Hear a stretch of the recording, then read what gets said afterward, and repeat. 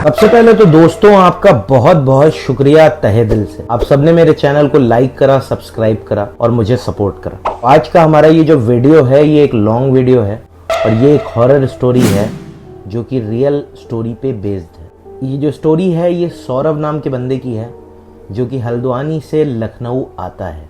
अब वो हल्द्वानी से लखनऊ आता है बाई ट्रेन और उसको आने में रात का 11:30 बज जाता है। दौर था 1990 का, जब चीज़ें इतनी हाईटेक नहीं थी, रोड इतने अच्छे नहीं थे, लाइट्स नहीं थी, लोग इतनी रात तक जागते नहीं थे।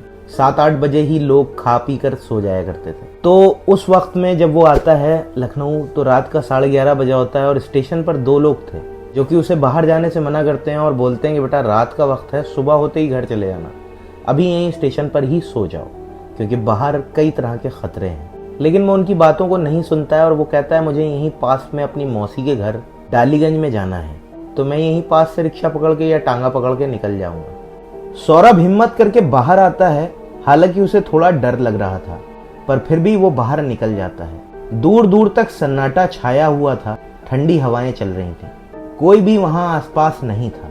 तभी सौरभ को एक रिक्शे वाला रिक्शे पर ही सोता हुआ दिखाई देता है। वो उसके करीब जाता है और उससे कहता है कि भैया डालीगंज तक चलोगे? तब वो रिक्शे वाला उठता है और कहता है कि हाँ बाबूजी चलिए मैं आपको छोड़ देता हूँ। सौरभ कहता है पैसे कितने लोगे?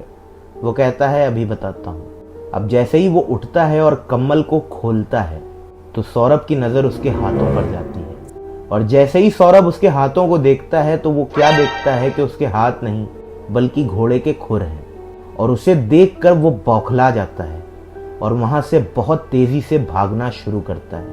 अब भागते भागते भागते भागते उसे कुछ नजर नहीं आता तो वो सीधे डिग्री कॉलेज के पास पहुंच जाता है जिसे आज की डेट में ट्रेनिंग कॉलेज भी कहा जाता है। ट्रेनिंग कॉलेज के पास पहुंचता है वो हड़बड़ाता हुआ तो क्या देखता है कि एक मूंगफली वाला मूंगफली बेच रहा है। मूंगफली वाले को मूंगफली बेचता देख सौरभ की जान में जान आती है। उसको लगता है कि चलो खैर है, कोई इंसान तो दिखा। वो भागता हुआ मूंगफली वाले के पास जाता है। इतनी ठंड के मौसम में भी उसे पसीने छूट रहे थे। मूंगफली वाला उससे कहता है क्या हुआ बाबूजी, ऐसे क्यों भागते हुए आ रहे हो? मालूम तो ऐसा पड़ता है जैसे तुमने कोई भूत देख लिया हो। सौरभ उससे कहता है चाचा ये मजाक का वक्त नहीं है, मैं बहुत डरा हुआ हूँ और मेरा सामान भी वहीं छूट गया है।